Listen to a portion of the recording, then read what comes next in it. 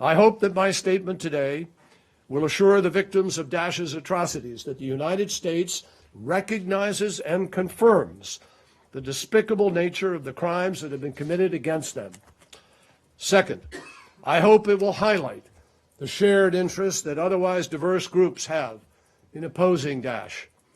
After all, the reality of genocide underscores even more starkly the need for a comprehensive and unified approach to defeating Daesh, both in its core in Syria and Iraq, and more broadly in its attempt to establish external networks. Part of our response to Daesh must, of course, be to destroy it by military force. But other dimensions are important as well, and we dare not lose track of that. In the past 2.5 years, the United States has provided more than $600 million in emergency aid to Iraqis who have been displaced from their communities by Daesh. We are working closely with local authorities to assist in the recovery of cities that have been liberated and whose residents face grave challenges, both material and psychological, and people who desperately need help in rebuilding their lives. We are funding the investigation of mass graves and supporting care for the victims of gender-based violence and those who have escaped captivity. We continue to engage with the government of Baghdad to make sure that its security forces and other institutions are more representative and inclusive. And we are coordinating with our coalition partners to choke off Daesh's finances and to slow its recruitment of foreign fighters. And we are preparing for future efforts to liberate occupied territory with an eye to the protection of minority communities. In particular, the liberation of Mosul, of Nineveh province in Iraq, and parts of Syria that are currently occupied by Daesh. And that will decide whether there is still a future for minority communities in this part of the Middle East. For those communities, the stakes in this campaign are utterly existential. This is the fight that Daesh has defined. Daesh has created this.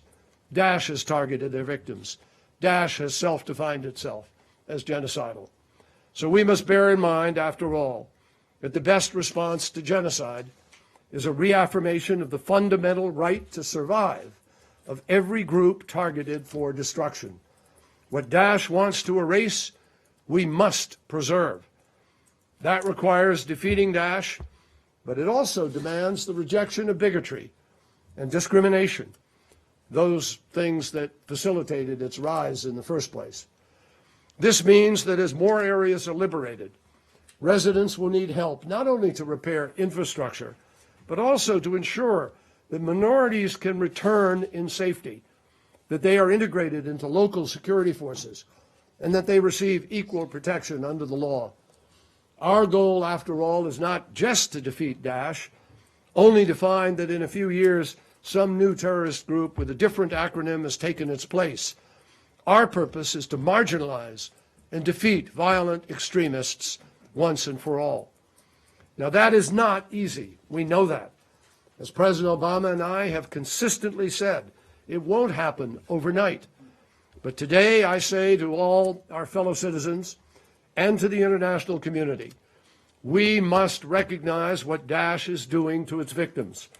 We must hold the perpetrators accountable, and we must find the resources to help those harmed by these atrocities be able to survive on their ancestral land.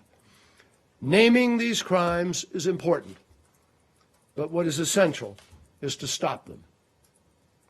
That will require unity in this country and within the countries directly involved, and the determination to act against genocide, against ethnic cleansing, against the other crimes against humanity must be pronounced among decent people all across the globe.